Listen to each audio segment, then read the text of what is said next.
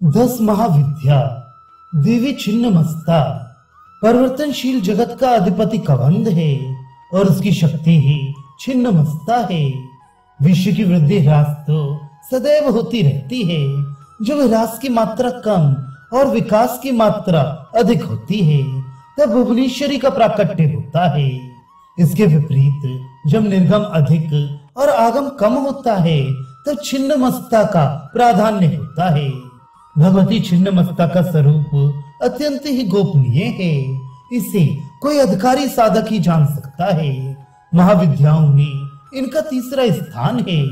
इनके प्रादुर्भाव की कथा इस प्रकार है। एक बार भगवती भवानी अपनी सहचरी जया और विजया के साथ मंदाकिनी में स्नान करने के लिए गई। स्नान उपरांत क्षुधाग्नि से पीड़ित होकर वे कृष्ण वर्ण की हो गई।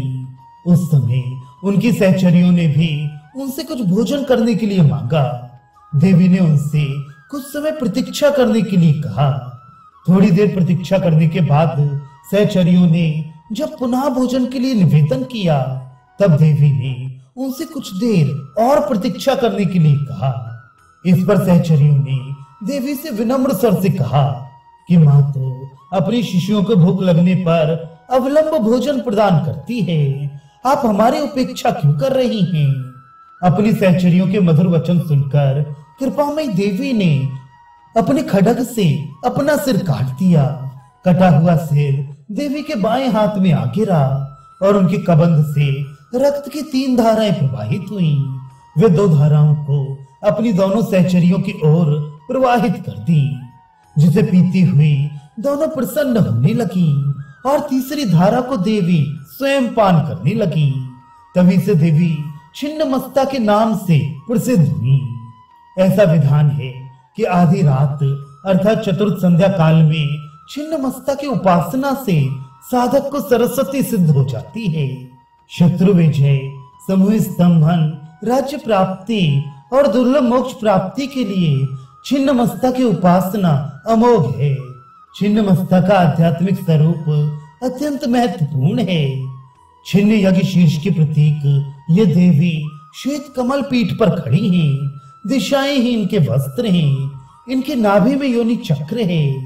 कृष्ण और रक्त गुणों की देवियां इनकी सहचरियां हैं। ये अपना शीश काटकर भी जीवित हैं। ये अपने आप में पूर्ण अंतर्मुखी साधना का संकेत है। विद्वानों ने इस कथा में सिद्धि की चरम सीमा का निर्देश माना है।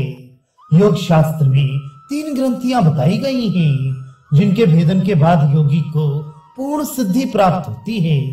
इन्हें ब्रह्म ग्रंथि, विष्णु ग्रंथि तथा रुद्र ग्रंथि कहा गया है। मूलाधार में ब्रह्म ग्रंथि, मणिपुर में विष्णु ग्रंथि तथा आज्ञा चक्र में रुद्र ग्रंथि का स्थान है।